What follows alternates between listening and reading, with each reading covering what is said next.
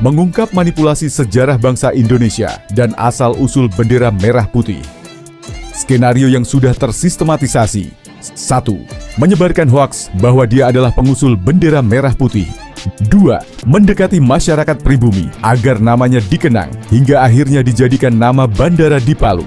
3. Mendesak agar diangkat sebagai pahlawan nasional meskipun lahir di Yaman, wafat di Palu, dan selama hidupnya berkewarganegaraan Yaman. Klan Ba'alwi Al-Kadzabah rasis. Dengan segala cara, mereka berupaya menguasai Indonesia.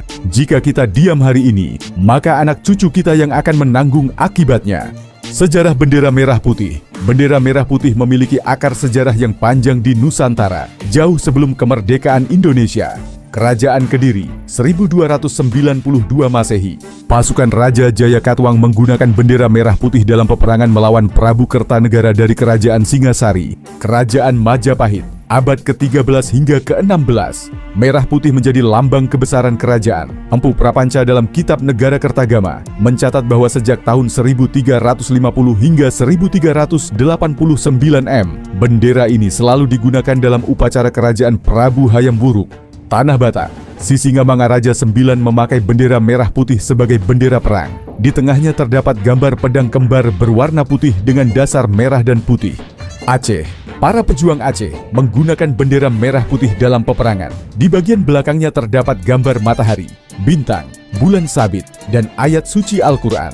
Sulawesi Selatan, Kerajaan Bugis Bone menjadikan bendera merah putih sebagai simbol kekuasaan dan kebesaran, dikenal dengan nama Woromporang. Perang Diponegoro, 1825 sampai 1830 Masehi. Pasukan Pangeran Diponegoro menggunakan bendera merah putih dalam perjuangan melawan penjajah Belanda. Asal-usul warna merah putih. Warna merah dan putih yang digunakan sejak zaman dahulu diperoleh melalui teknik pewarnaan tradisional. Putih dari kapuk atau kapas yang ditenun menjadi kain. Merah dari daun pohon jati, kulit buah manggis, atau bunga belimbing wuluh. Beberapa orang berpendapat bahwa warna merah putih berasal dari bendera Rasulullah.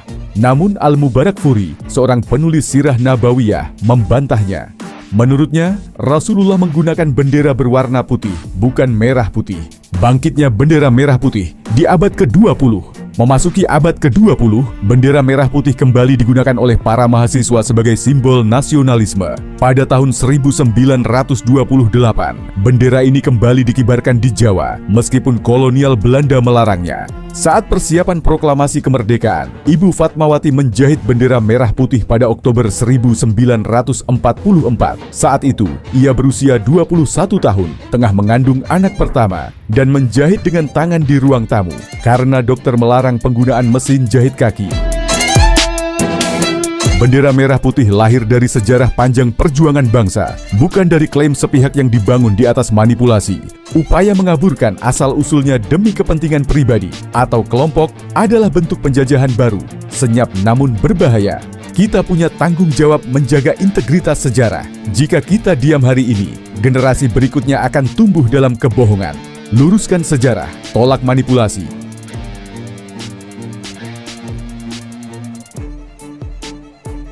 Buatlah fitnah-fitnah yang bisa diterima oleh masyarakat tentang mereka. Buatlah fitnah-fitnah yang bisa diterima oleh masyarakat tentang mereka. Jadi jangan lupa, ini handphone yang Anda pegang ini di zaman sekarang bisa menjadi senjata yang luar biasa. Buatlah fitnah-fitnah yang bisa diterima oleh masyarakat tentang mereka. Buatlah fitnah-fitnah yang bisa diterima oleh masyarakat tentang mereka. Jadi jangan lupa, ini handphone yang Anda pegang ini di zaman sekarang bisa menjadi senjata yang luar biasa. Apa yang mereka junjung tinggi? Pancasila atau Pancagila?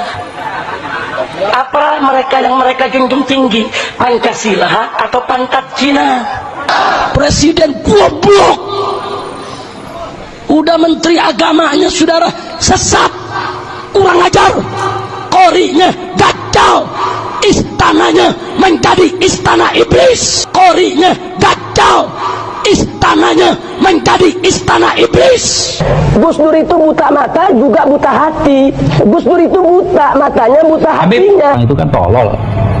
Ya sudah, mau diapain? Makanya saya bolak-balik bilang kepada pemerintah, tangkap itu Habib Rizik, selesai. Bolak-balik ya dia lagi. Tang itu kan tolol. Ya sudah, mau diapain? Makanya saya bolak-balik bilang kepada pemerintah, tangkap itu Habib Rizik, selesai. Bolak-balik ya dia lagi.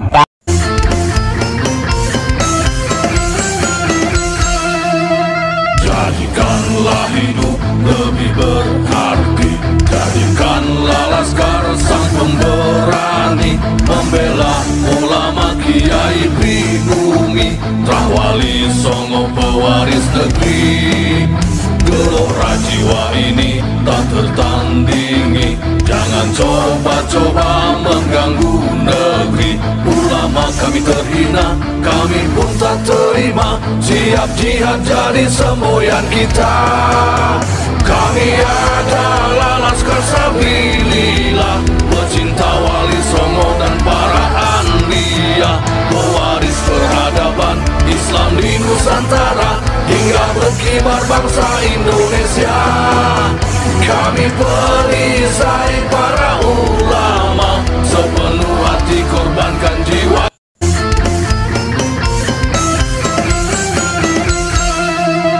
Jadikanlah hidup lebih berarti, jadikanlah laskar sang pemberani, membela ulama kiai pribumi, Rahwali Songo pewaris negeri. Gelora jiwa ini tak tertandingi, jangan coba-coba mengganggu negeri. Ulama kami terhina, kami pun tak terima, siap jihad jadi semboyan kita.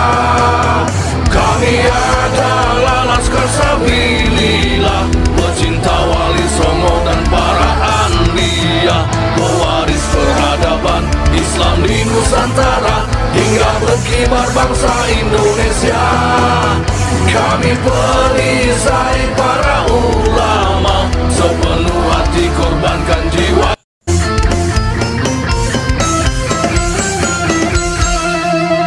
Jadikanlah hidup lebih berarti, jadikanlah laskar sang pemberani, membela ulama kiai pribumi, Rahwali Songo pewaris negeri. Gelora jiwa ini tak tertandingi, jangan coba-coba mengganggu negeri. Ulama kami terhina, kami pun tak terima, siap jihad jadi semboyan kita. Kami adalah laskar sabilillah, pecinta Wali Songo dan para anbiya, pewaris peradaban.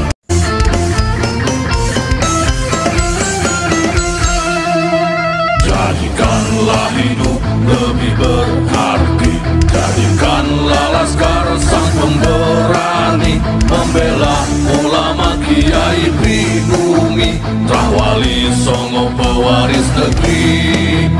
Gelora jiwa ini tak tertandingi, jangan coba-coba mengganggu negeri. Ulama kami terhina, kami pun tak terima, siap jihad jadi semboyan kita.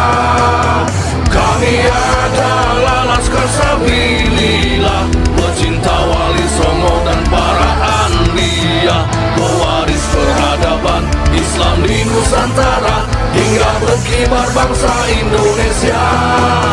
Kami perisai para ulama, sepenuh hati korbankan jiwa.